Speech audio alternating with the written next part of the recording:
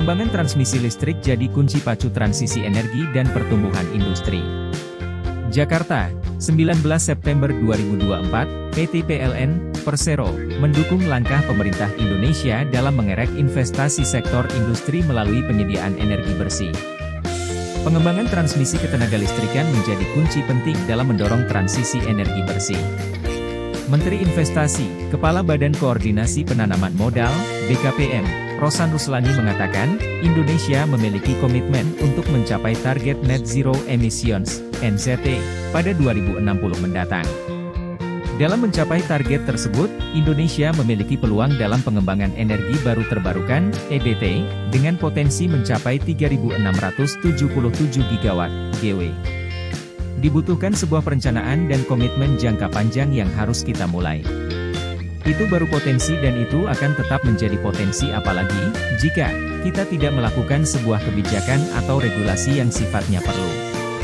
Kita mendorong dan memberikan insentif, kata Rosan dalam Detikcom Leaders Forum bertajuk, Menuju Indonesia Hijau, Inovasi Energi dan Sumber Daya Manusia, Selasa 17 September.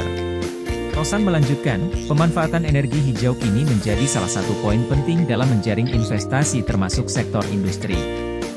Sejumlah negara umumnya mensyaratkan penggunaan energi bersih sebagai sumber energi utama ketika hendak berinvestasi di suatu negara.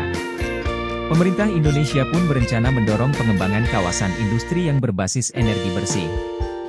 Untuk itu, potensi EBT yang ada di Indonesia perlu dioptimalkan untuk memenuhi kebutuhan energi bersih ke depannya. Direktur Utama PLN, Darmawan Prasojo mengungkapkan, PLN berkomitmen penuh mendukung upaya penyediaan dan pemanfaatan energi bersih di Indonesia.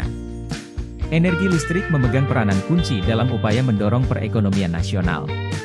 PLN pun siap mendukung upaya transisi energi dalam mencapai target NZE 2060 mendatang sekaligus memacu pertumbuhan ekonomi nasional, ungkap Darmawan. Direktur Legal dan Manajemen Human Capital PLN, Yusuf Didi Setiarto mengatakan, transisi ke energi bersih membutuhkan transformasi besar, tidak hanya di sisi pembangkitan, namun juga di sisi transmisi.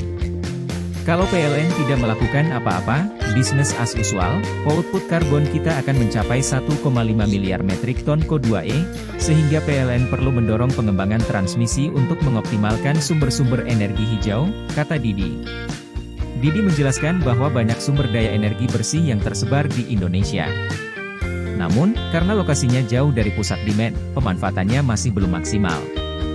Oleh karena itu, dibutuhkan infrastruktur transmisi yang bisa mengevakuasi daya tersebut kepada pusat-pusat demand listrik, papar Didi. Didi menjelaskan, peningkatan infrastruktur ketenagalistrikan nasional khususnya transmisi memerlukan dukungan pemerintah.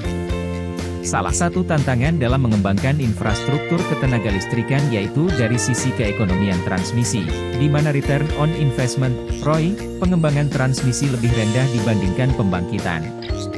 Dalam proses transisi energi, diperlukan keseimbangan antara pertumbuhan ekonomi dan keberlanjutan lingkungan. Sehingga, kolaborasi dengan berbagai stakeholder lokal maupun internasional perlu dijalin.